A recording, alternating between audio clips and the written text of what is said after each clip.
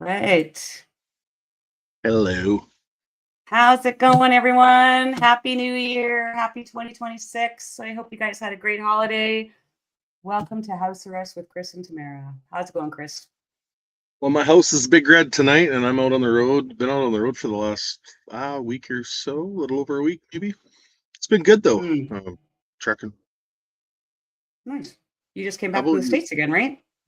I did. We delivered this morning in Swiftcart. Jonathan and I ran down to Nebraska, grabbed. Well, I got the hard loader, so I thought the combine, and then Jonathan got the tires and the crates for 3 combines because I've been hauling combines at the Grand Island, Nebraska, at the Case plant for probably 20 years. We used to put 2 Wow. combines on one trailer way back in the day. Now, and then we were hauling combines on a tandem axle trailer. They got too heavy, had to upgrade to triaxles, and now we're too heavy for a triaxle, so we have to send a second truck down for the tires and the crates. It's unbelievable how big this ag equipment's getting right now. Here we are, No still doing it kidding. after You get to CB do it truck. with Jonathan. I mean, how Oh, awesome is it that? was Hi, Shelly. awesome. It was an absolute awesome week running with him and trucking and stopping for our meals at the end of the day and just chatting on the radio all day long, and got our trucks all washed and cleaned up down in the States where it was 15 I saw degrees in that. Nebraska. Wow. 15. Well, it was 2 or 3 degrees here today in Medicine Hat. It was pretty nice. I can't complain. I I can't think it's complain at all. I'm -11. getting sick. I'm getting sick, so I'm going to be muting myself so I can cough. Oh, it's good to see you guys too. It seems like it's been a long time. I went to make the link for this yesterday to send out. I just about forgot how. Thank God for Ruby. Thank you, Ruby. Oh, wow. Thanks, You and Sheila. Jonathan It was a driving good trip. to that's awesome. I know. Yeah, that was you guys got some great photos of that. We Any did. issues with your probation officer over the holidays? I mean, anyone that's been under house arrest or has a probation officer, they work regular business hours. So basically, from prior to Christmas until this past Monday, I mean, there was absolutely if anything would have came up, I couldn't have gone because my probation officer was on holidays. Yeah, mine was too. So, And then they placed kind of an interim one there. She was extremely awesome to deal with too. A lot of my stuff comes up last minute, and I'll be honest, I've lost a lot of work in the last 3 months just because that short stuff comes up, and I can't do it. I can't make it work with the conditions, so I stay home. So over the Christmas holidays, I did a couple loads when I could, but for the most part, we just kind of chilled out at the farm and worked on equipment, fixed stuff up, and just took a break. Spent Christmas at my mhm. parents' place. I was given 8 hours on Christmas, so I went up to my parents' place with my family, and my brother and his wife and kids came out, and we had an amazing day. Played some games, had a Good. beautiful turkey dinner the mom cooked, and then of Yeah. course caught up on sleep. So, what did you guys do? Yeah.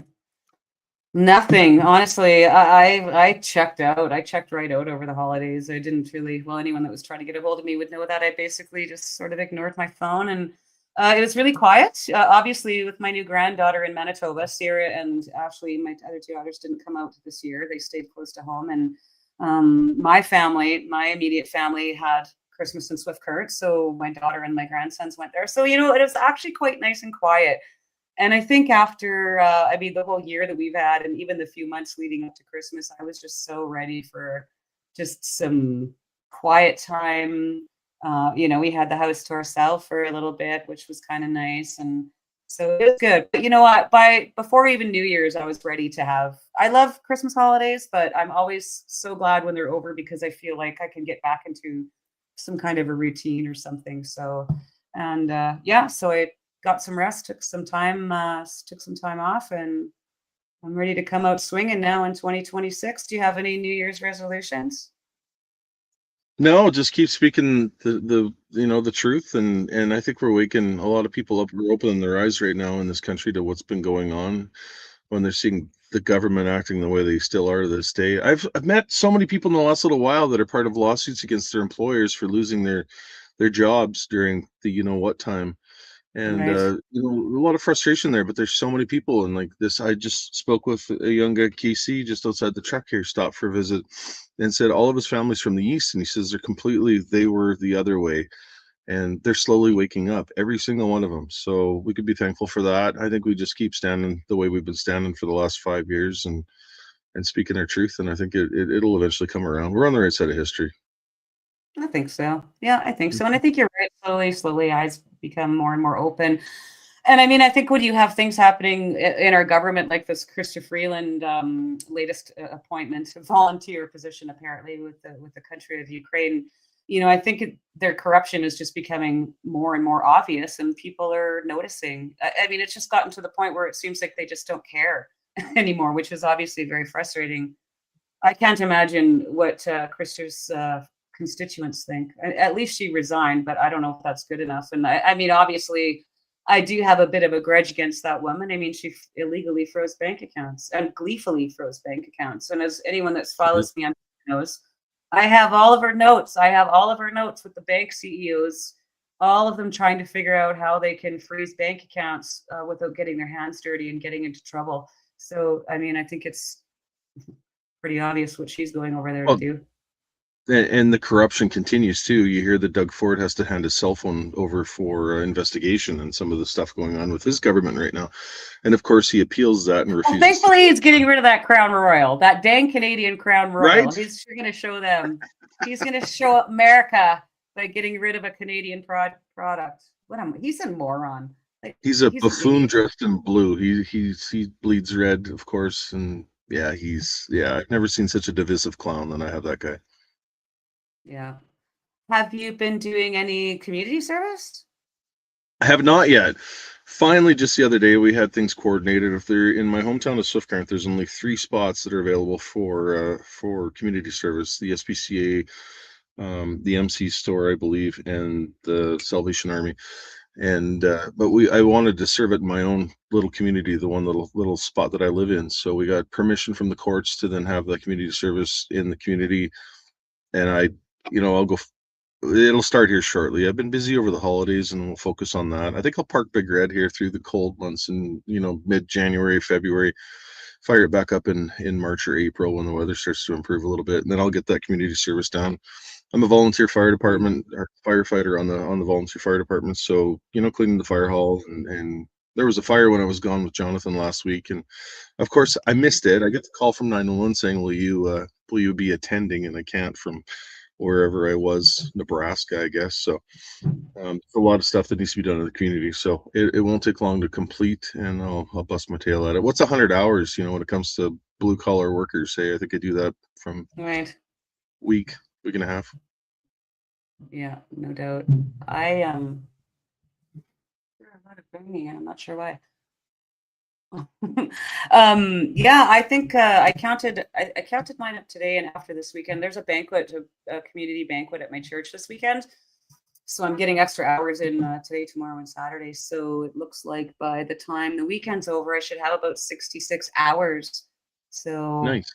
yeah, I'd just And you'll like to get them probably over not with. stop that, eh? Or would you continue on? Because I mean, you're doing the community a lot of good, and you've probably met a lot of amazing people in there. So I'm sure Hmm. the thought to kind of go in and help every now and then afterwards will probably cross your mind.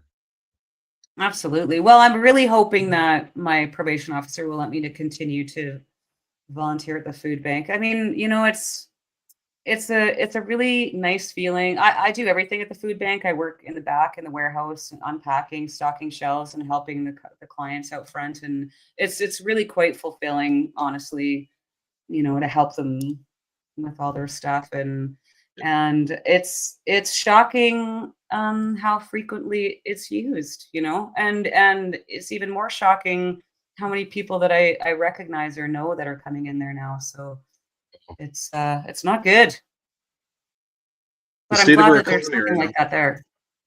Yeah. So starting to really smell. looking forward to, anyways, getting that getting the community service hours over with. There was talk And about then me destroying a house in our community. There's a house that needs to be tore down.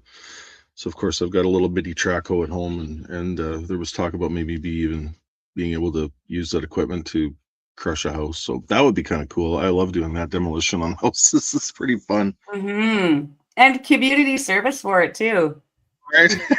Wrecking That's things. what Margaret Barber. Careful, if you volunteer for the SPCA, you will end up with your own. I was just thinking that exact same thing when you said the SPCA. You could volunteer there. You'd have all the animals at your house. Well, Jonathan So and Cooper true, are doing Margaret. really, really well with Flea. So when they went in and took the Good. donations before Christmas, they brought a cat home, Brock. Most people know Brock. He's the shop cat, and he's just a mess. He's on, I don't know what he's on in there, but he flies around the shop like he's on something. And then when they were there, they seen this dog called Flea, and Flea was the stray that came in completely, skin and bones.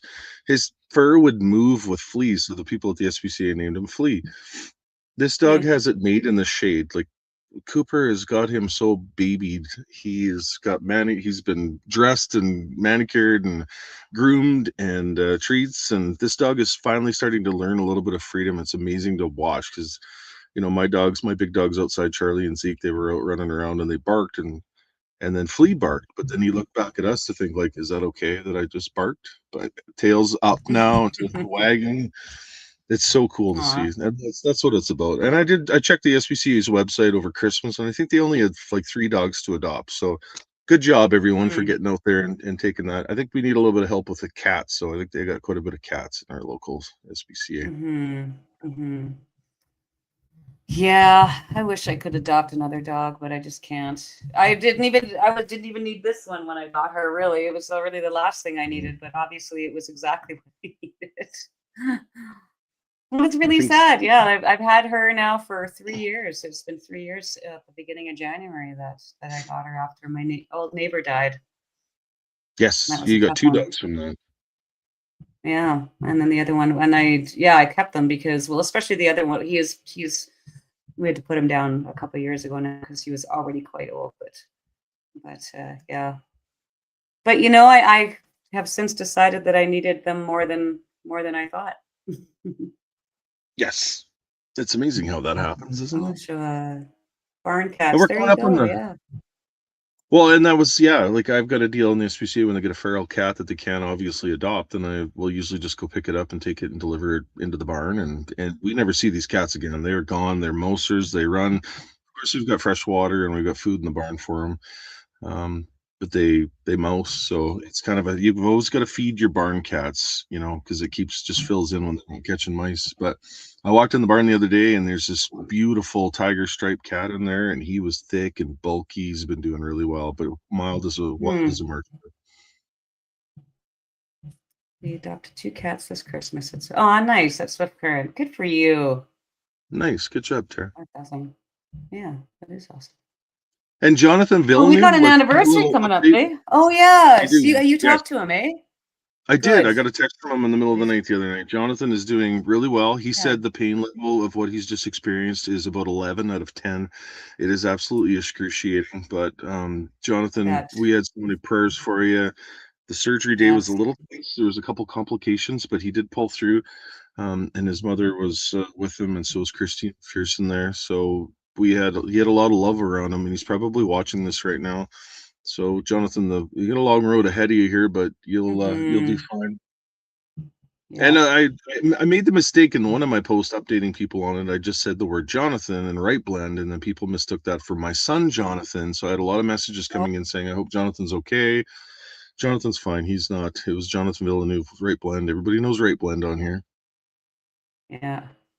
Yeah, no kidding. You would have got all those messages like when we were in court and the crown prosecutor said your parents died or something like that.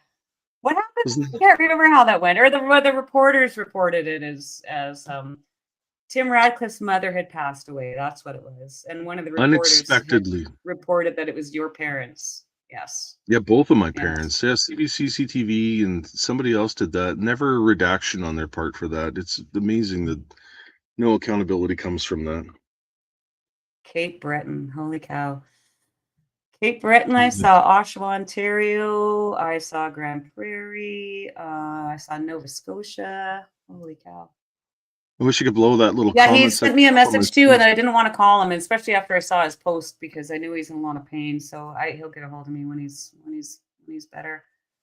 But I'm sure he's very happy to have that behind him now. So, Nancy, I guess if you don't want to watch it, you don't have to watch it there, Missy. oh, you're reading the comments? I don't even have them I on. just seen a comment. Yep. No. Nancy seems like she's very triggered. Nancy's probably on booster number 18 right now. She's wondering when she can get the 20 seconds. She's that excited about the way the government controlled citizens. Good job, Nancy. Oh You're a no. real trooper. I Oh no, am can't I see the trolling? comments. I'm trolling. No. Uh-oh. Uh-oh. It's Tamara's what you always the do. nice. I know Tamara's always the nice, and I'm the spice, and she always keeps That's reminding good. me like, quit, Chris. You gotta like rise above it, but I still have to kind of lower down and sink in every now and then because that's my nature. I Gotcha. love to fight. Love the engagement. Yeah, you are. Oh, Nova Always Scotia, New been Brunswick. Wow, you guys. Wow. Gosh, it's just about 10 o'clock there. Oh, gosh. Nice. Langley, BC. Yes, you Nice. do like to troll. I remember even like right when we were driving to Ottawa, you were messaging with some people that were giving you a hard time. And I remember because I didn't really know you that well then. And I remember said, why don't you just block them? And you're like, well, that would be no fun. And then I watched you troll and then I got it. Well, we were in the conference room in one of the hotels having a meeting there, and I remember Miranda had the phone number or the cell phone that had the number that people could call if they had emergencies. And the phone kept ringing and ringing and ringing and ringing. And finally, I just grabbed it out of her hands and I answered it. And it was a group of Antifa people from Winnipeg. And they started off by saying we were a bunch of racists and homophobes. So I said, what would give you that indication? Well, you're not inclusive. And I'm like, are you here? Do you see this? And we went back and forth. Of course, Miranda was like, Vietnam. you're engaging with them. I keep hearing a ding dong coming through my headset, but I don't know if that's my headphones or what that is. So Hmm. it's good to engage. I'm It's not good hearing to, anything down. okay, maybe it's just on my side there. Minnesota in the house. Wow, there's so much going on in Minnesota. Holy cow. Are you following that story down there? Getting a little This the controversial down there. It's different. Somalian Nick Shirley, yeah, exposed the Somalian daycare fraud and the medical health care center fraud. And then after what happened yesterday, wow, it's just blowing up. And then I see these. I used to actually think that Canada was way way worse off than the United States, but after seeing some of the Democrats like Tim Walz and Gavin Newsom and the rhetoric, it very much is like the Freedom Convoy when they were trying to scare the bejesus out of everyone. Yeah. About us, and it's just so disgusting to watch what they're doing. It's different to see the two sides of the video that was let go yesterday too. At first, you seen the video Yeah. from the backside of the car, and the first thing I noticed was that officer kind of shot out from the side, the one that fired the gun. But when you see the other side of the video and you see that person was actively trying to run over, it's amazing She how did hit people will him. criticize them. She did hit him, yeah. Yeah, yeah, I she mean, did you hit him. F around and find out the And kind of thing. I don't know. When I get pulled over by law enforcement, I'm always the most respectful I can possibly be. Even if they're in a bad mood and they're trying to nail me for something, or if I'm in the wrong. Like I got pulled over, I think it was 2 years ago for speeding, and I was speeding. I wasn't watching what I was doing. mhm, Officer walked up to the window and I said, "Hand me my ticket." I was, I totally did that. There was no disrespect. There was no respect law enforcement, respect authority to a certain degree until the government was doing what they were doing through 2020, 19 all the way to 2022. That wasn't really authority. That was teletory, wasn't it? mhm, mhm.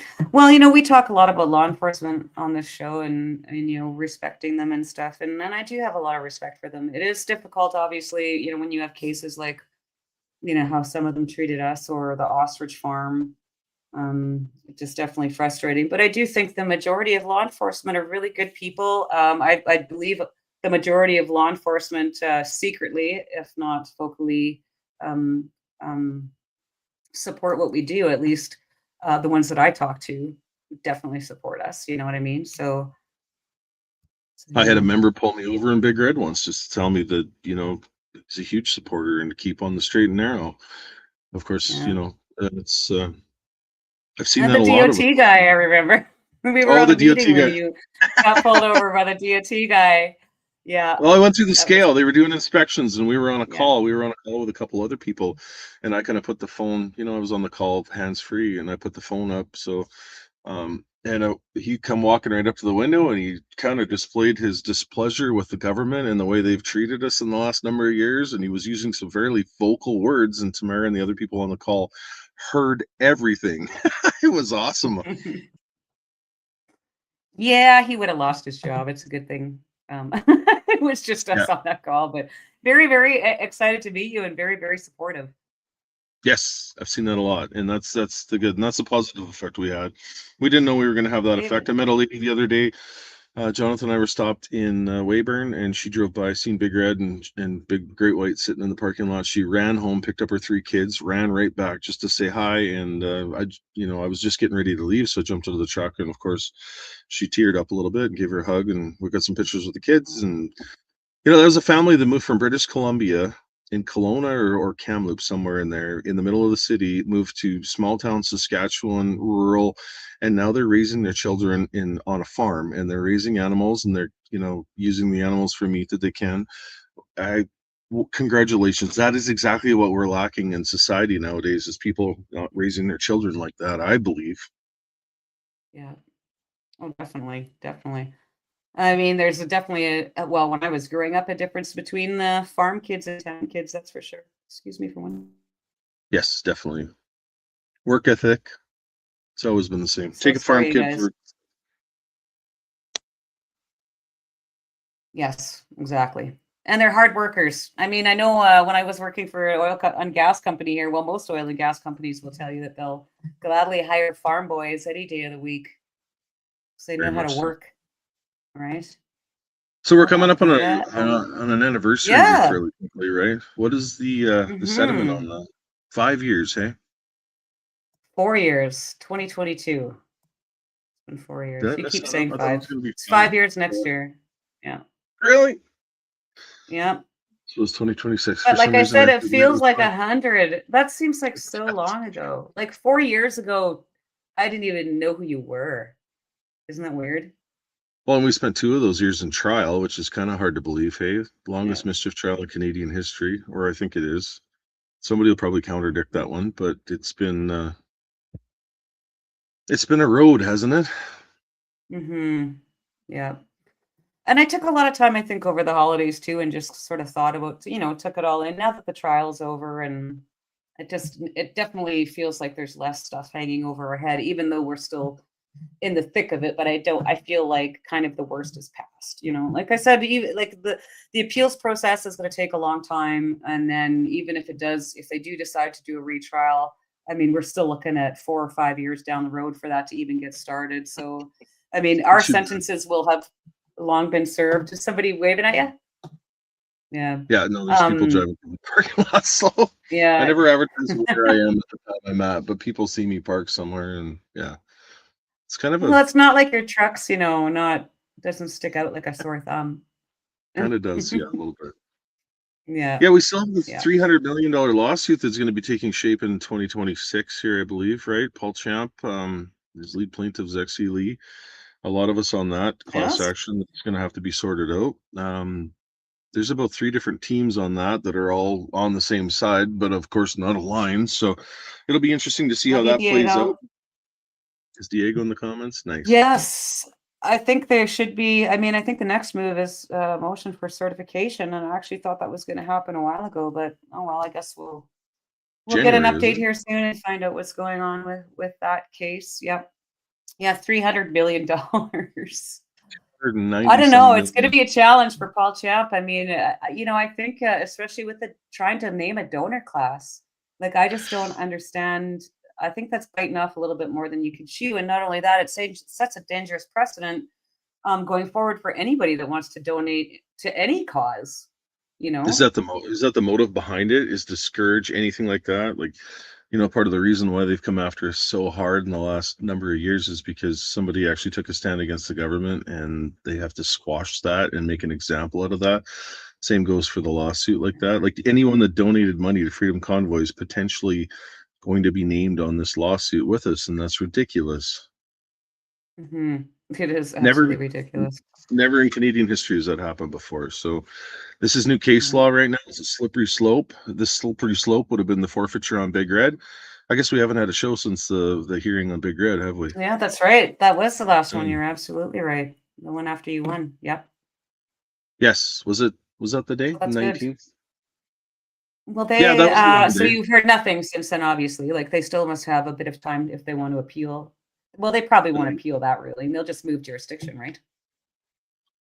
Yeah, they have till the 19th, right? They have 30 days after the judge's decision. She gave quite the lengthy decision. I think it was 40 pages in length. So, yeah, I'm Yeah. glad we did things the way we did things in the past and it worked out the way it did. I can say that. I'm relieved with that. So, Well, it's just, yeah, you don't have that hanging over your head. I mean, I think, a lot of us were pretty sure that they wouldn't get your truck. But I mean, a lot of us have thought a lot of things about all of, and lots of stuff surrounding Freedom Convoy.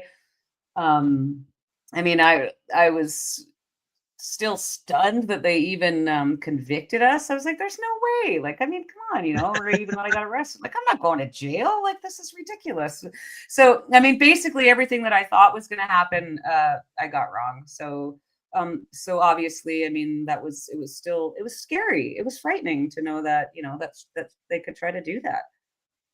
yeah, that was one of the So, sediments that we went through right through the course of our trial was our defense team was basically like they don't have anything on you. They'd have nothing. So there's no way they're going to get you on mischief. But the Crown used all that case law that they created over the last 3 because of the years, mass started mischief.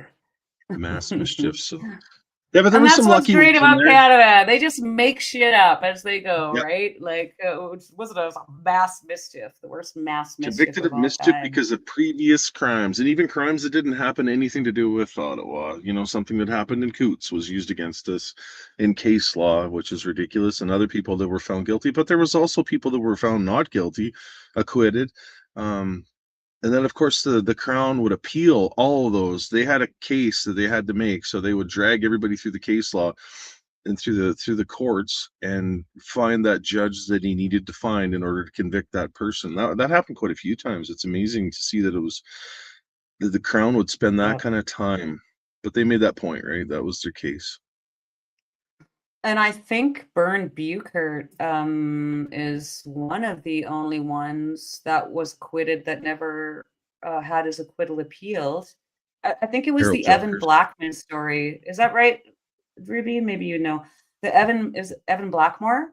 Wasn't he acquitted and then he went back to it was just they were talking the JCCF just had a story on him, I think before Christmas. So And was then Dave they too, appealed right? and then they found him guilty. Yeah.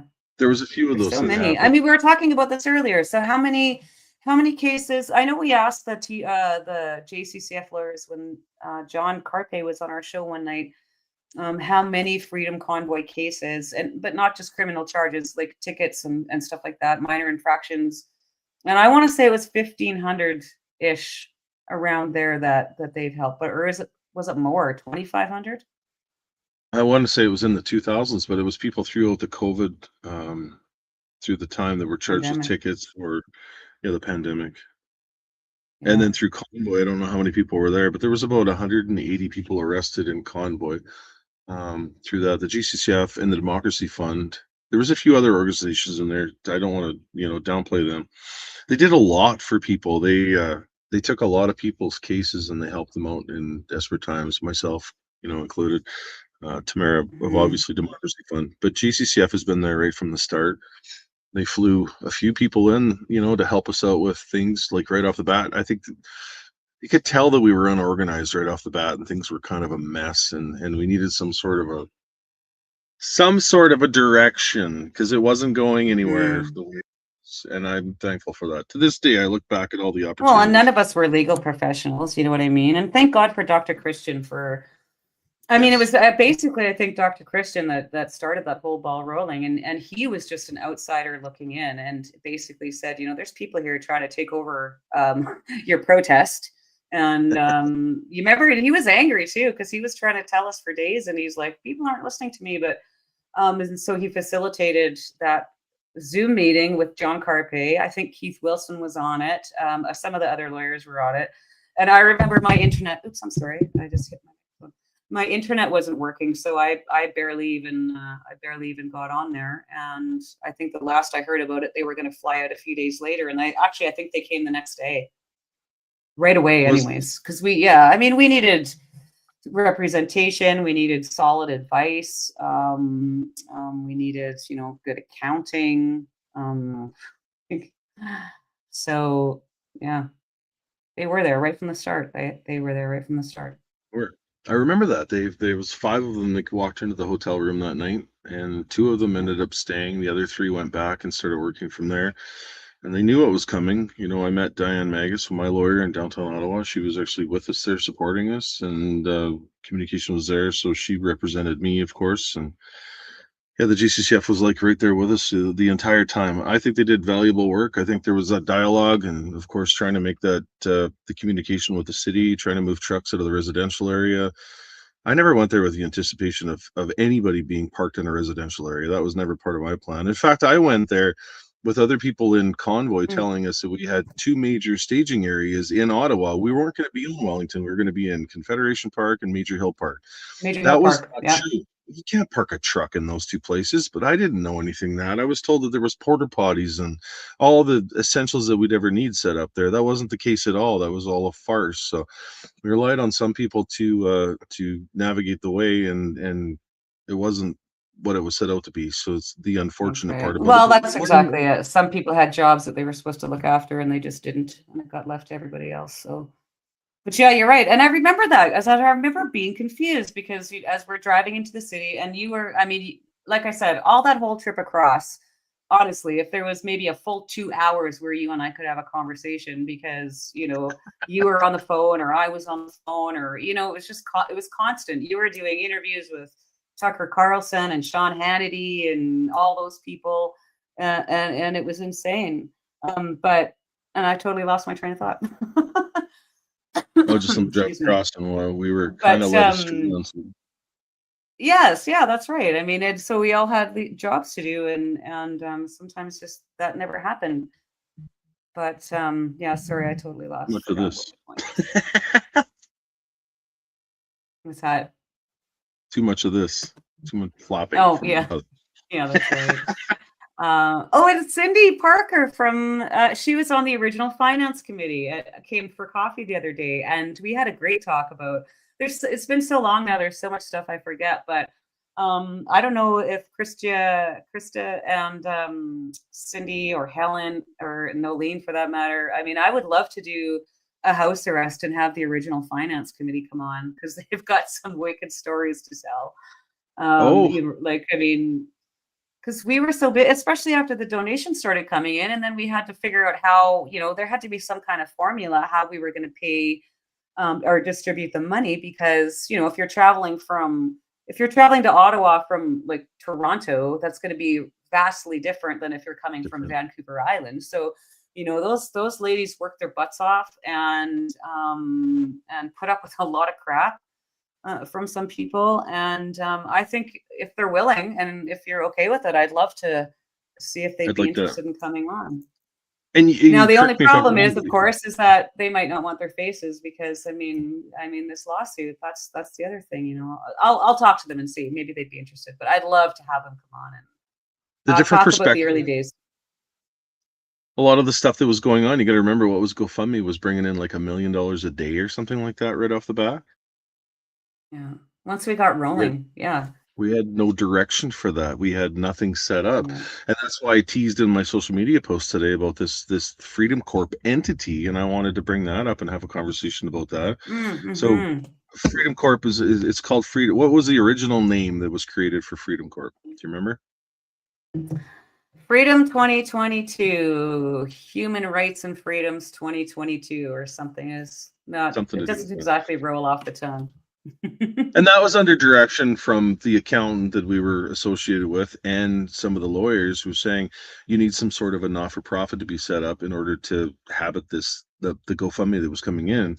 Because obviously that was it's got to be guarded and protected at some point and distributed properly. So with help with the finance committee as well as the not-for-profit, and I'm going to add this to it, as board members of the not-for-profit, we can't touch any of that money, can we, Tamara? That's actually in the Mm-mm. no. It's all in escrow. So Yeah. No. we had good intentions for that before the government froze it. When did it do? When the million was released into the bank account, they froze it with the It was next day, I seized think it was. immediately. Yeah. Seized Yeah. immediately. Well, And then it's the funny GoFundMe because was shut down. I've been cleaning out. Well, I'm getting ready for a race coming, so I'm kind of cleaning out and organizing all of my stuff, and I came across my my bag that's got all the emails with GoFundMe. It's got meeting minutes that we had. It's got meeting minutes between the finance committee. It's got letters to GoFundMe, my bank statements, all the bank statements, all the paperwork that we did to open the account that we opened. And so, yeah, I've got all the receipts right here, sitting on the floor right beside me. I found a screenshot of that the other day too. TD Bank, and it was just balance zero, frozen accounts for what? It was like 3.5 months, wasn't it? Yeah, it And the was bank accounts wild. were frozen. You had no access to your personal side, and no access to anything. And the TD did that, by a government order because they felt like it that day. It was disgusting. My mother banked at Toronto Dominion Bank for 40 years. She walked in and took all of her money out and told them to pound sand, and has never been back since. She actually worked at Toronto Dominion back when, before I was a baby too. So Wow. Yeah. Yeah, that it was woke pretty a lot of disappointing. people up. And, something else that I found really, really disappointing is because I had a great relationship because I was with TD Bank, obviously, at that time too. And I mean, when the donations started coming in and I recognized, that this was going to be unusual, I phoned them to let them know exactly, and they knew what was happening because by this time we were sort of already uh, getting some coverage. We were in the news a little bit, so they were aware, and I called them to let them know that this, there was going to be money coming into this account because, like I said, I just had an empty savings account. And then after, I can't remember how much money but there was a substantial amount, and it was not long before we left. And I went into the bank. I went into a branch here to again say, you're probably going to flag my account.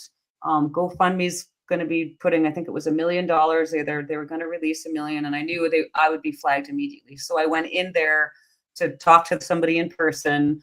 At that point, it was either then or shortly after I called them. I think it was in that same meeting where I asked them to remove the access to that bank account from my bank card. Like, if you have checking, savings, whatever.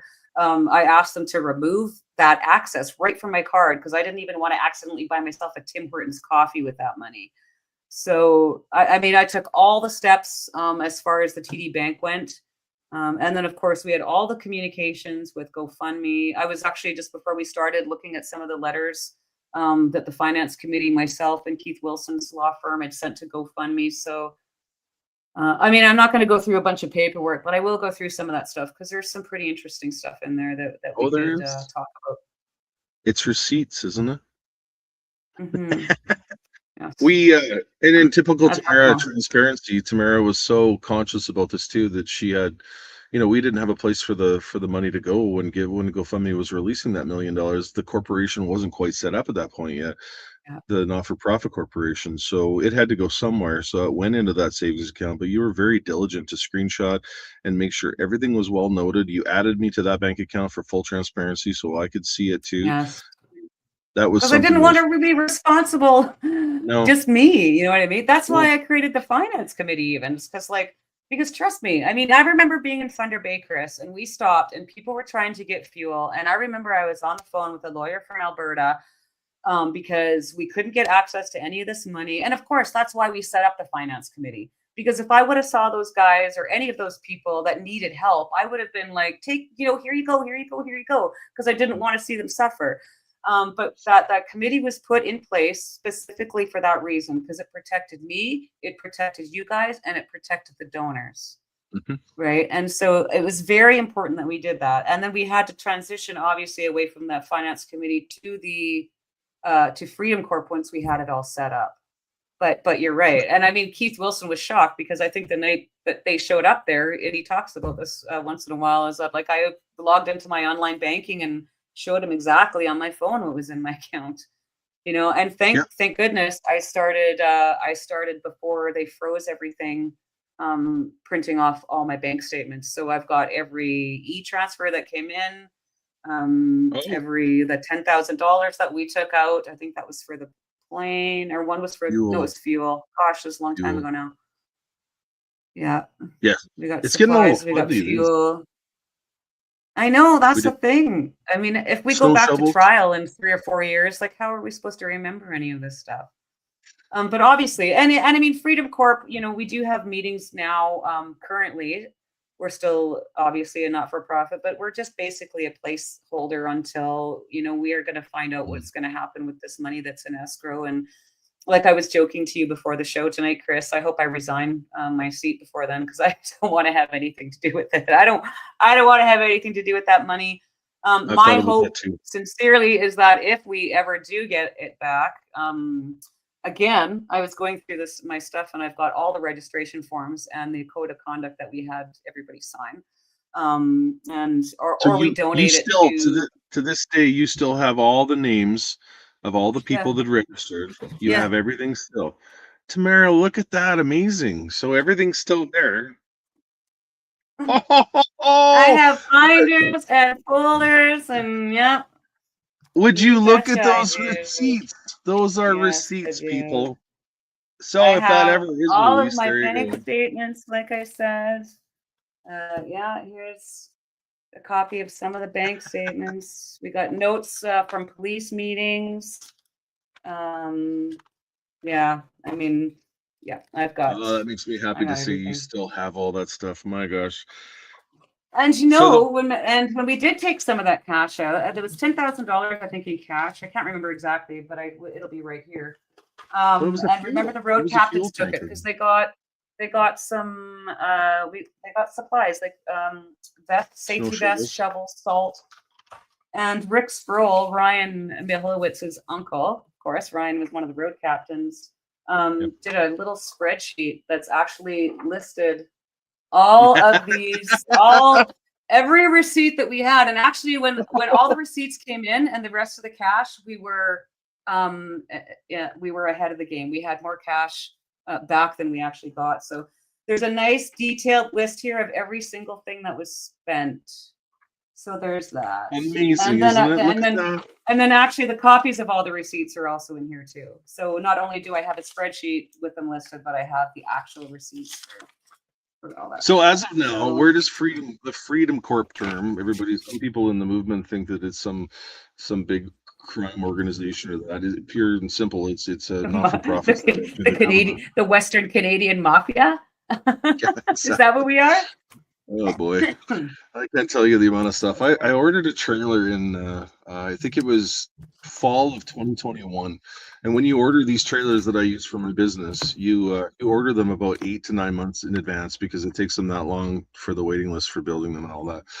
And so it was after Convoy May of 2022, the trailer was ready. I went down to Marysville, Kansas to pick the new trailer up. I usually upgrade my trailers every 4 years. These double drop equipment trailers, they can only take 4 years of highway use and the miles that we put on before they start having stress cracks. We were hauling some pretty heavy stuff. The combine I had on yesterday was 54,000 pounds. And so after about Wow. 4 years, they become really rusty. And so we upgrade all the time. But I actually had people in the movement accuse me of using convoy money to buy a new trailer. So now here we are. We take part in this movement. Now we have to be accountable to all these meatheads out there who don't know how to run a business. First of all, how do you put cash donations into a corporation? That's not possible. I've seen No. some pretty pathetic, sickening things out here that I've done a good job at holding my tongue on and not going after them for some of this completely messed up rhetoric. But the fact is that I run a business and I've run the CB Trucking will be 20 years old in June 30th of 2026. I was Hmm. 2006. Jonathan was 3 years old, and I was working for a company. The company had some financial issues that was kind of put out, and I had the choice to either sign on with another company or start CB Trucking and get my own authorities and take. So I started off. It was a first Hmm. load with Illinois, I think it was. I found my first backhaul back to Atchison, Alberta, and I remember I got in there late in the night. Big Red was, obviously 3 years old at that time. And I parked in the parking lot. I went to bed and I got woke up at 3 o'clock in the morning with somebody turning the trailer and tearing the hood of my truck off in the parking lot. And it did about $20,000 of damage. Took the hood off and bent the steering axle, and there I was, like financially strapped, 2006, and Big Red just had a wreck. Hood was taken off of it, and here I had this little dog named Buddy, and I couldn't just jump on a Greyhound because they couldn't. Back when they had Greyhound buses, they wouldn't accept dogs on that. So I had to rent a Right. car to drive home. And here we are. We'll be coming up on 20 years for the company, which has been pretty incredible. 20 Wow. years have been. I think you should hire my band and we should come do a 20-year anniversary party in your shop. We What should, do you think about that? we're thinking about, yeah, well, there's going to be a party in the shop, not a party, but a book signing. Right. Tamara, they're both housing Yes. Ray McGinnis, who wrote a novel called Unjustified. And I mentioned this to one of my helpers in Swift Current, Melissa, who she would help today. We're going to maybe put The Dread maps in the from the center. cops. I even got the maps from the police.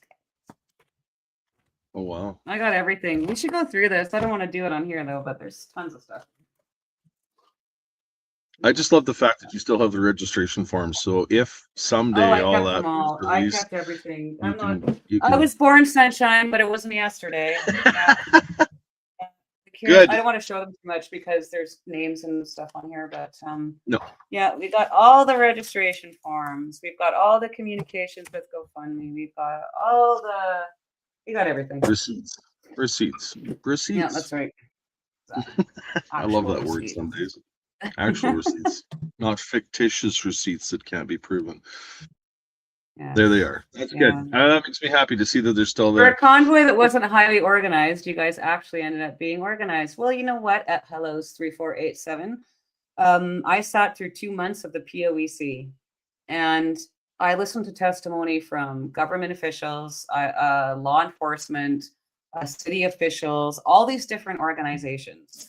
And my takeaway from that, after listening, like, I mean, those guys couldn't organize. I'm not even going to say, but they couldn't, Anyways, I left there thinking that the Freedom Convoy and the Ontario Provincial Police were, out of all of them, the most organized and professional organizations of them all. I mean, most of them didn't know, we're just running around in circles. And I saw a tweet the other day that I should be executed or something like that, that I should be executed for blockades. But the roads were never blocked. We didn't block any No, roads.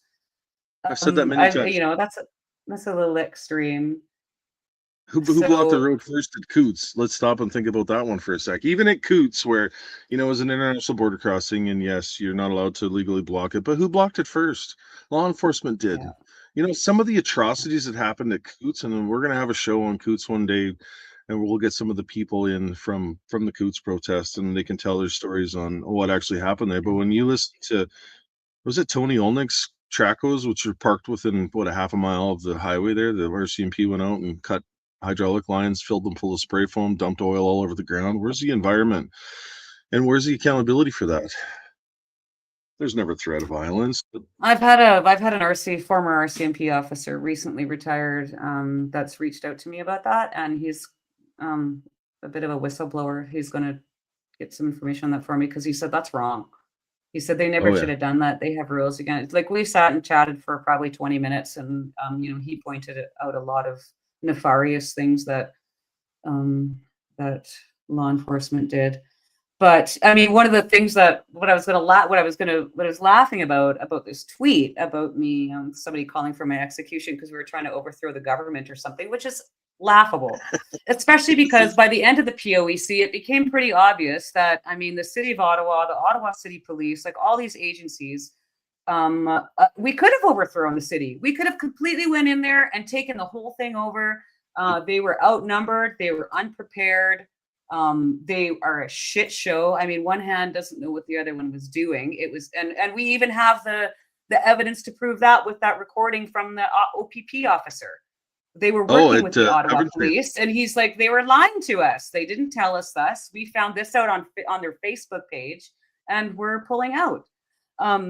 So I mean, we could have, but that's not what we were there to do, right? Not in a million years. I mean, that MOU, I've never even read it, let alone sign the stupid thing, because that's not what I was going there for, So Didn't know about it. But I mean, it's until just you can definitely tell who's listening to the CBC talking points. That's for sure. Drinking the Kool-Aid is a good term for that I like to use on Twitter. I use Twitter as my vent fest for the trolls, and I would like to apologize to everybody publicly for that. But when I go on Twitter, I usually post just to trigger the left. And I put pictures of my truck up every day, and then they tell me that they hate me and they hope I die in a car accident. It's absolutely vile. I'm not sure where are we at in society where people think this is acceptable. I watched a big social media personality from the Calgary area where he speaks his conservative mind all the time, and people came after his teenage daughter. I And saw thankfully, that. yeah, that's disgusting. This is where we are right now, where they can't. I had fun Yeah, with it somebody is. on my Facebook the other day. And I've got a little game, and I'm sorry, this is my trolling ability. My whole thing when I'm messing with a troll or one of those bots or whatever it is, I need to fill the entire screen up with so and so mention you in a comment. And then if you get the full screen, you screenshot it, and then you've got a perfect score. This guy was so mad at the fact that I made fun of him. Then he started coming on the page and accusing me of hauling drugs across the border and her trafficking children, and I was a Yeah. pedophile. And like I had to remove him. He had to be, my admin on Big Red had to take him out because where do you think that that's okay? You look like a fool on social media, so this is what you grasp to. So sorry for your luck, buddy, but I got you really good there. Hmm. And a lot of them were just bots, though, too. Never forget that. I mean, you know who the real people are usually, but I mean, I find most of them I just ignore. I just respond sometimes because they're funny. Like this guy that thought I should be executed. I'm like, well, that's a bit harsh, but okay. So Alrighty we are. then. Somebody mentioned the other day that I think it Yeah. was on James Howery's post that they wanted to, if they ever seen me in Alberta or somewhere, they'd slash all the tires on my truck and beat me or something like that. No, you won't. Let's face it, you won't. You don't have enough gall to do that. Mom would have to lend you the keys to the car first, and then maybe she'd take your cell phone away from you, and you'd be left, well, high and dry. So please, just Well, stop. everybody's a tough guy on the internet. Everybody's a tough guy on the internet. It's really You easy to know, be a keyboard warrior, and I mean, I well, guess that's the thing, we grew right? up in the 80s and the 90s, and that was back in Yeah. the age where if you said something that you physically couldn't back up, you got punched in the mouth for it. And then we slowly got rid of that through the 2000s, and the entitlement kind of set in, and you could say what you want without any ramifications. And then the keyboards came in, and that just entitled people even more. It's disgusting to see. But I was raised in that generation, up behind the tree row at school, take your differences out fist to fist, and then you walked away and you were buddies afterwards. And that's the way it probably should be. Right. I didn't really get in any fights. I've only been in one fight in my whole life, physical. Really? I was like only 16 and it was just totally stupid. But anyways, yeah, I wasn't I wasn't much of a fighter. I got my Physical rear end. fighter anyways. I got my ass beat once really bad, and I couldn't. I just Chris. couldn't do it. Got her beat bad. 7-Eleven parking lot, Swift Current. Got my just couldn't. Yeah, but that was the only one I lost. So you know what? You just learn from it, move I on. can't And I see you was losing young. too many or you're a giant. No, Mhm. one. That was it. I was a string bean growing up in high school though, but no. Mhm. I'd Ashamed want to that you're make at the sure I get a couple good swats in like right off the bat because I'd probably winded after number 5, so I'd have to make sure I do it properly now. You never know with adrenaline though, right? That's right. Chris O'Connor, you should. I lost your card. I just saw him in the comments here. Chris Sure. was on the cruise, the Rebel cruise with us. A musician, heck of a great guy. I'm gonna just pop. Oh, I lost your card, Chris O'Connor. So if you wouldn't mind, oh, there you are. Just send it 18. This goes for everybody else too. Our email address, 18house.arrest@gmail.com, where you are more than welcome to email your suggestions, your recommendations, or any hate mail that you wish, anything you need to get off your chest. Which reminds thankfully me, I I don't did do get that. another. I got my mail. My sister brought my mail over, and there was another letter from that guy that was calling me all those terrible names. I don't understand why you'd waste money on a postage stamp and not really fill up all the paper with your hate. It just says a few words on there. I think this one said, this one was from Z Hooters from Saskatoon. The other one was from Mr. Z Hooters in Regina. And this one just says something like, take a shower because you have your smell, or I don't know, it's ridiculous. Nice insult there, buddy. So thank you, Margaret. I am actually going to be going out on assignment here pretty soon. So stay tuned. I'm going to have more coming up on that very soon. Yes, we haven't talked about that yet. You took a position with Rebel News, right? Absolutely. Yeah, for sure. Oh my Good gosh, job. they've been so great to me. I mean, I've always obviously been a huge fan of theirs for a long time, and actually, Alexa Lavoie and I were laughing when we were up for it was one of you here. It was when she stayed with us at the hotel there, remember? And we were Yes. laughing because I remember the very first press conference that we did. And I mean, we're like complete noobs. I'm a complete noob anyways. Like I don't like doing videos. I even hate starting this live stream because I'm always like, oh my God, right? That few seconds of nervousness.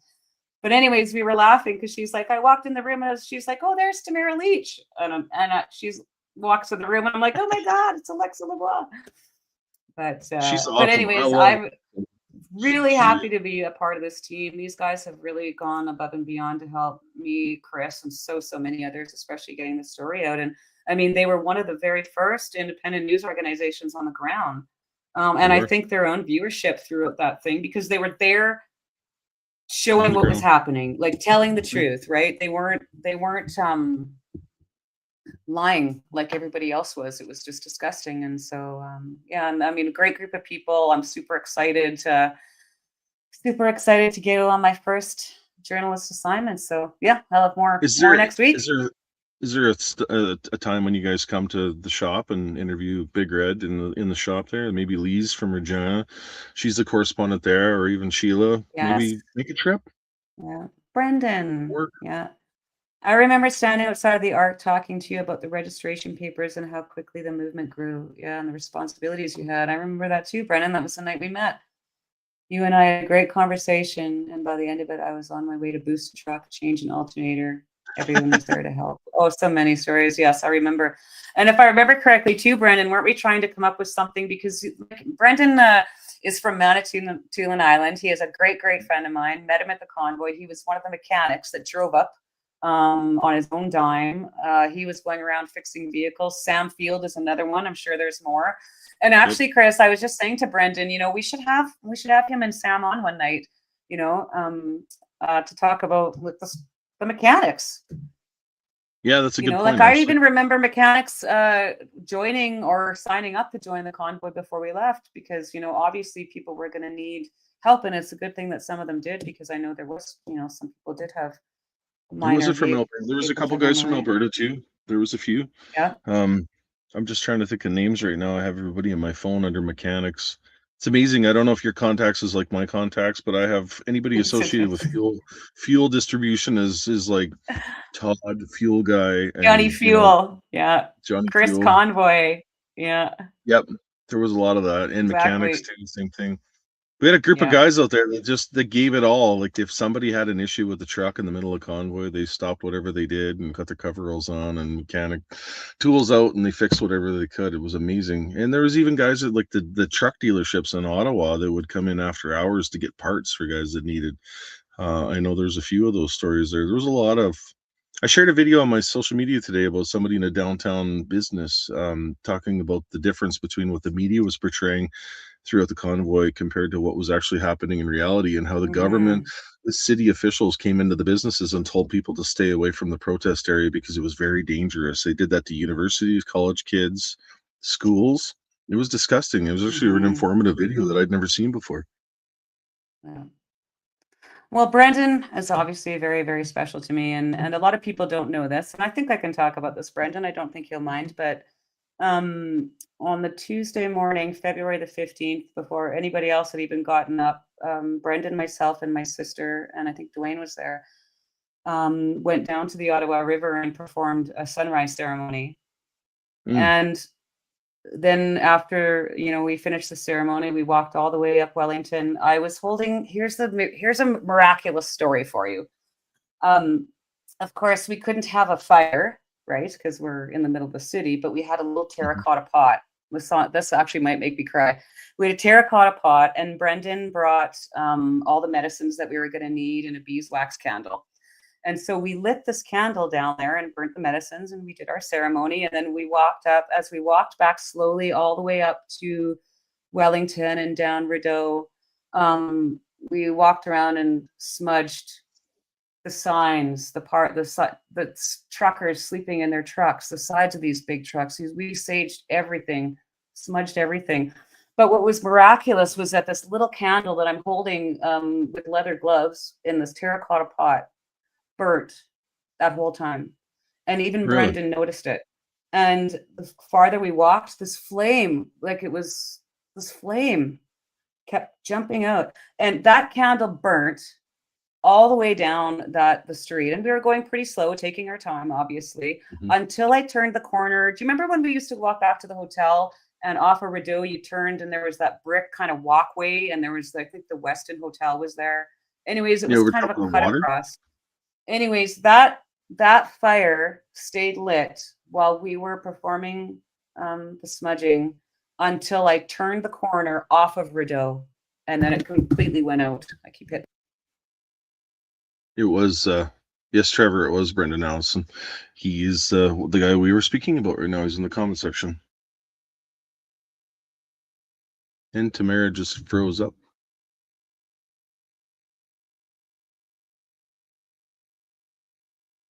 Lost your audio.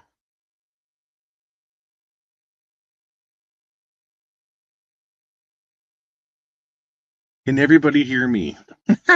Technical issues. And is it me?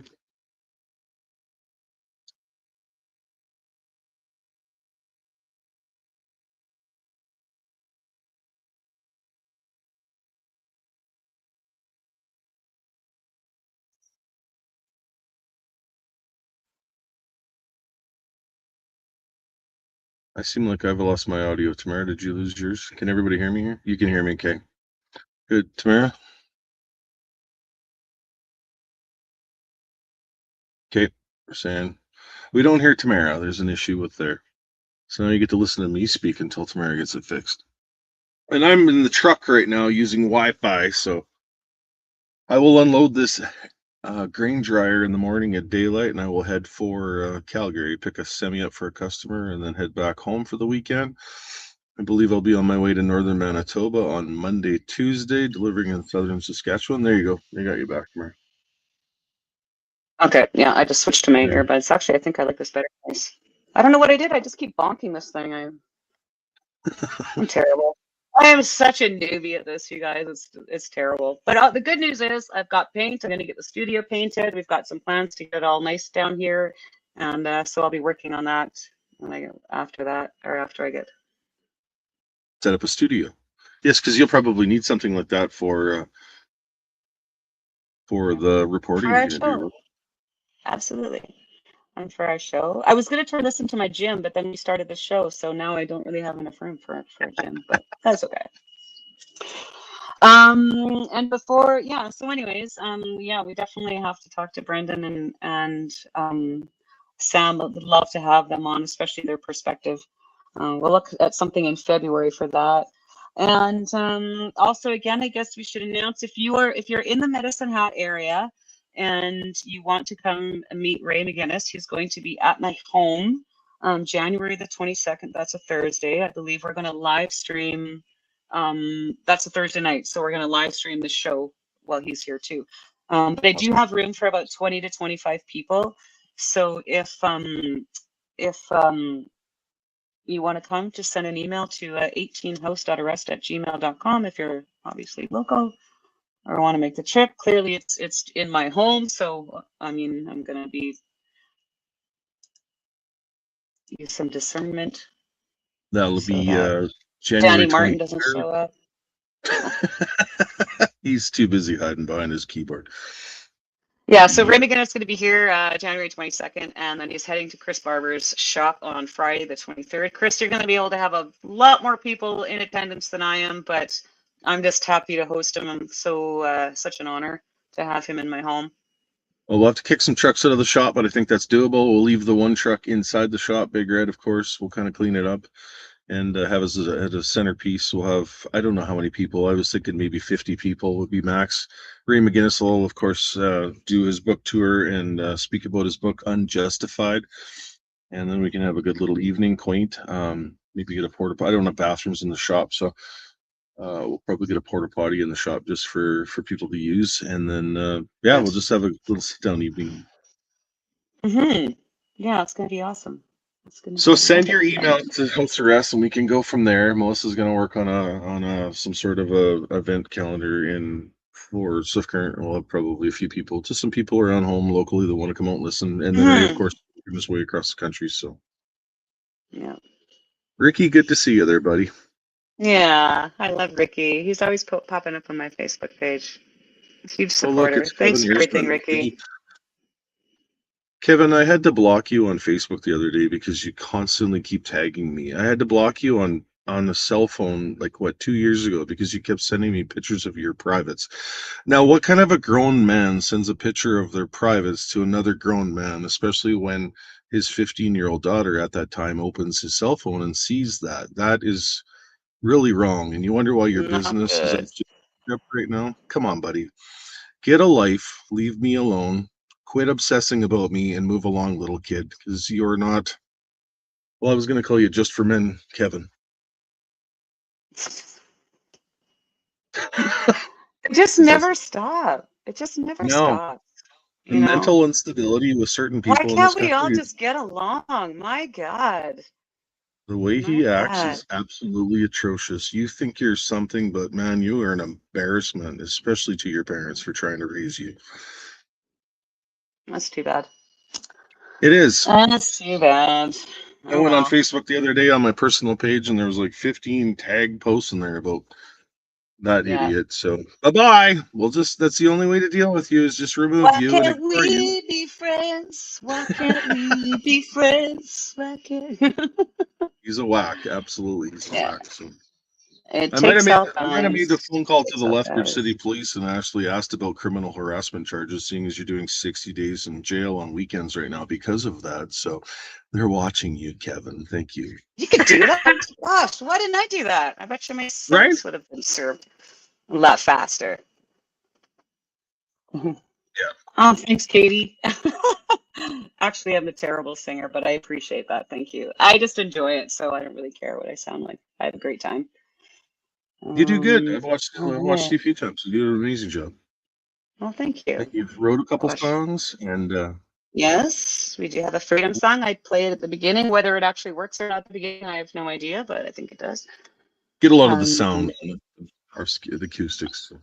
yeah, I have to give a shout out to Corey who helped co-write that song. He laid all the tracks down, and we're trying to use it to help raise legal fees for all the other people that don't have representation, like you and me, Chris. However, obviously, now that I'm under house arrest, that's a bit of a challenge because we are going to have to do some tweaking to it. But and also, his father just passed away, so I just want to say, Corey, and to your whole family, my sincere condolences on the passing of your dad. He's from my hometown, very small, close-knit community. So anyways, yeah, so that's one thing I haven't forgotten about. It's just a matter of trying to figure out a way that we can, do the touch-ups that we need to do to the tracks and then find a platform for it so that we can, I'd love to get something. And like I said, I don't even know if might only make $20, who knows, but I would really like to get that set up so that can go to help, other people that still have, I mean, Chava's got legal fees still, Pat's got legal fees still. I mean, there's so many people, or We still have still have the lawyers to pay.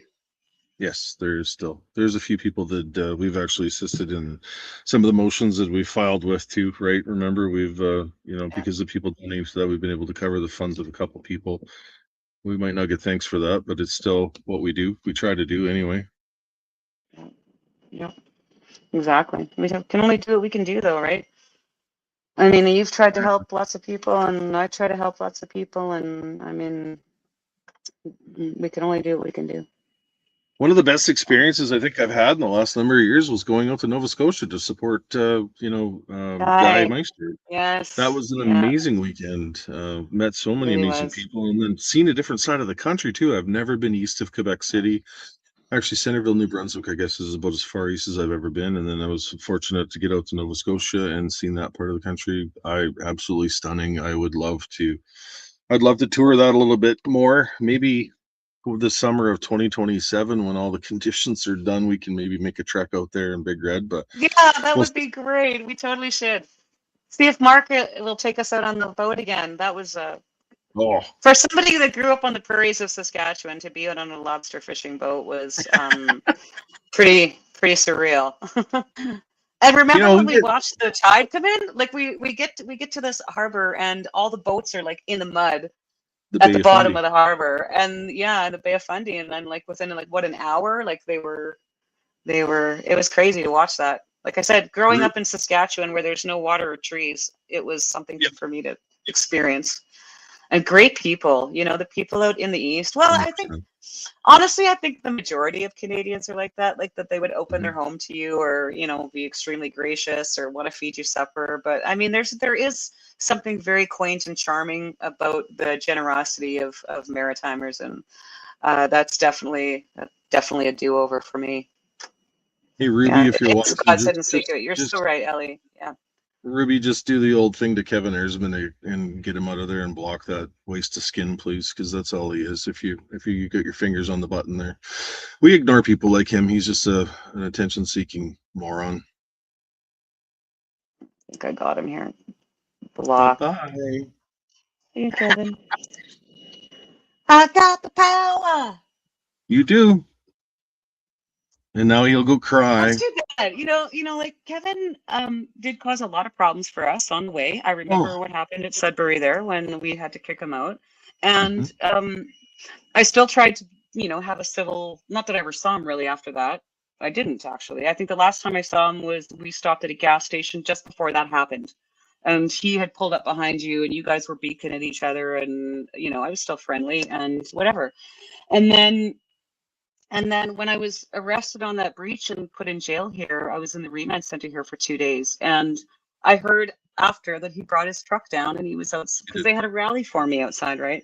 And I was touched by that. I was extremely touched by that. And so, your guys' differences aside, because that's not who I am, right? I mean, just because you don't like someone doesn't mean that I don't have to or whatever. But and Yeah, so I it's not added that I him don't to even. Facebook, and Not we were even that I don't Facebook like the friends. guy. And then I used to see some of his posts about, because he seems to think that if you mention somebody's name in your book, you get royalties. Well, A, that's not how it works, and B, the last thing when I finally blocked him was because he sent me it was a pretty gross thing. He sent me a picture on Facebook Messenger, and He I did that to a lot of I was people. like, I'm sorry, God. Like I tried. But this is, I remember I'm we were like a in piece.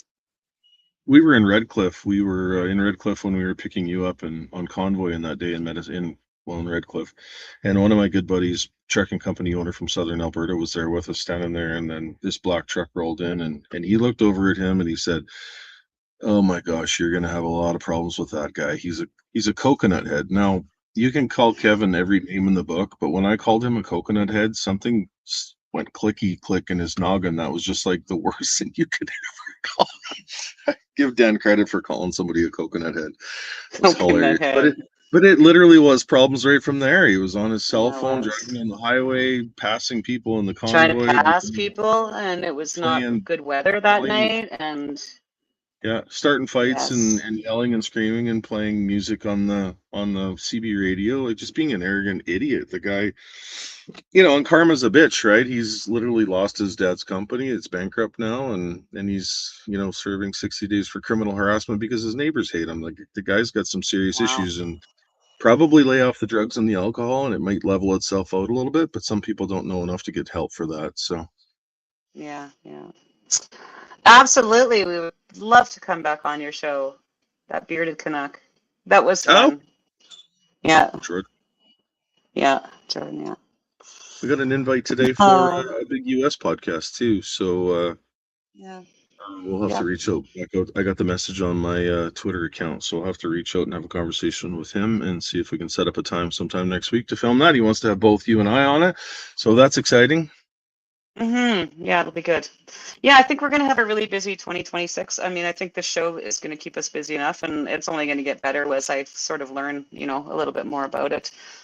A little bit more how to do these things. But yeah, I mean, we've got lots to talk about. Like I said, the anniversary starts next week, so we're going to I will actually go through some of this stuff here because I've got it all, so we can definitely, talk about some of that stuff. And how it all came to be. And yeah, it's going to be, what is it, 5 weeks total, right? I called you on the 13th of January, I think it was. I 13th started of the January. GoFundMe on the 14th of January. We left on the 20, yeah, then we left on the 25th. 4th. So 24th, isn't it? Yes. Yeah. 24th. I Yeah. did a little social media video on my TikTok on January 7th, and that went a Right. little viral. And then we were kind of in it from there. So, Yeah. yeah.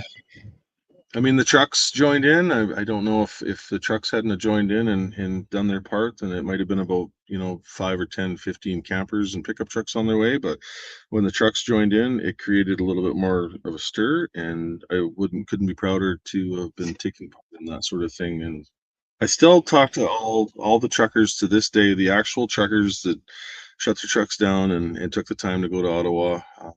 All of them are genuine, good people. Don't have any issues there for the most part. We still communicate quite regularly. It's amazing Hmm. to see the messages you keep getting after this amount of time. So that was a connection that can't be broken. Yeah. And the road captains, I mean, like before this started, when I was going through some of that stuff, right? I mean, there was road captains. Well, there was some that didn't actually come that we were dealing with early on that didn't actually make the trip. But Ryan, Sean, oh my gosh, Dale, Joe, Dale, Joe, Miranda. I mean, Joey, Joanne. There was so many. Yeah. I mean, sitting in it was. sitting in those. Remember the road captain meetings in the Arc Hotel where you'd walk in there and the whole place was just full, and that was all road captains from all over the city, trying to get some direction or getting their questions answered. And I think it worked out really well, and people got along with what they could and did their part. And yeah, some of us have paid the ultimate price for that with lawfare, but some of them, and those true people that still stand behind some of the people that stood. So we're very thankful for that. Absolutely not. Do not use GoFundMe. If you're going to use any type of crowdfunding platform, I would go with GiveSendGo. GoFundMe is not your friend. Definitely not. Documentary, River Freedom 22 documentary. The documentary is called Unacceptable, the one right now.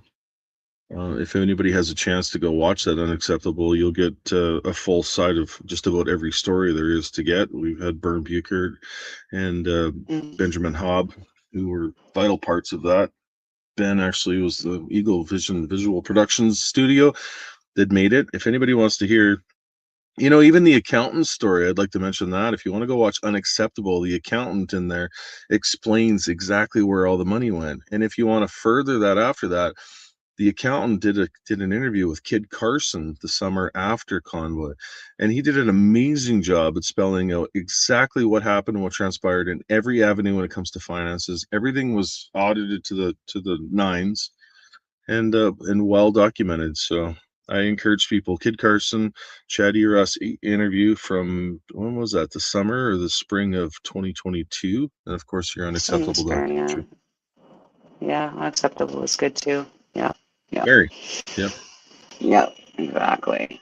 Sorry, where can you watch it? Carla, it's called Freedom Network. I think if you download the Freedom Network app, you can get it on there, and you can also order it directly from Eagle Vision Productions. I don't have the Unacceptabledoc.ca. Unacceptabledoc.ca. Yeah, doc.ca. Oh, I can't type it in here, and the computer screen's too high. All right. Yeah, that's right. And then you can order a copy, I think, right from that website too. Yes. Yeah. Right from the website. So, yes. So. Yeah. Guys driving Still by. got people. Yeah, Wow. all the time. I run into some amazing people out here when I'm driving this truck. It's pretty cool. Sitting in kind of, where would I be tonight? Mid northern central Alberta right now. I gotta head over just south of Edmonton tomorrow to pick up an amazing propane tank that somebody custom made me. Oh, right. Wow. I'm gonna try and sneak through there and hopefully hit Calgary tomorrow late afternoon to load an old antique semi for a neighbor that bought it and wanted me to haul it. So, and he said, well, we'll have to unload it on maybe Saturday morning or whenever you're coming through. And we like to kind of collect those old trucks too. So I said, well, maybe I might not stop. Maybe I'll just go home. Unload it there. But oh, that's awesome. Oh, I can't wait for you to get that thing. That's gonna be very cool. Yeah. That'll be cool. Yes. That's beautiful. That's beautiful. Wow. What's send me a upcycler? picture if you can find it. Send me a picture and I'll put it up on next week's show. so people can Yes. have a peek and see what this person made for you. Yeah, it was beautiful. It's This called quilt, the this is a Upcycler, and quilt he that is somebody made for me. I've gotten a few quilts, but some really beautiful, beautiful work. nice. Yeah, yeah, it is. I So, have one here. If I take it off the bed, it'll just stripped it. But Linda Enns from Saskatchewan made me this amazing truck yes, I quilt, met and her I at the have whistle stop. I get yes, to meet her at she's the whistle her and stop. Joe Yeah, probably in the yeah, comment section right now. yeah, yeah. It keeps my Okay, food warm at well, night. So yeah, that's I'm right. gonna go find It's some been supper in the little Alberta town I'm in right now, and see if I could find a Boston Pizza or somewhere to have a bite to eat. And we'll take Zippy sound asleep on the passenger seat right now, so I'll take him out for his pee and wish everybody a yeah. great night. And like I said, you guys, we have a very important anniversary coming up. What are some of the things that you'd like to see us talk about or bring up? Please feel free to send us an email at 18.housearrest@gmail.com. And I guess basically anniversary time starts next week, so there's so much that we could cover. It's going to be a good time. So thank you again to Ruby for helping us out as always. She's doing an excellent job. Anything we need, that girl can work some magic, and we love you and appreciate you, Ruby. And thanks to everybody for tuning in. And Chris, I guess I'll probably talk to you later, but I guess we'll Cool. see you next week. Thanks so much, everyone. We love you guys, and Thanks, everyone. have a great week. Bye. Bye.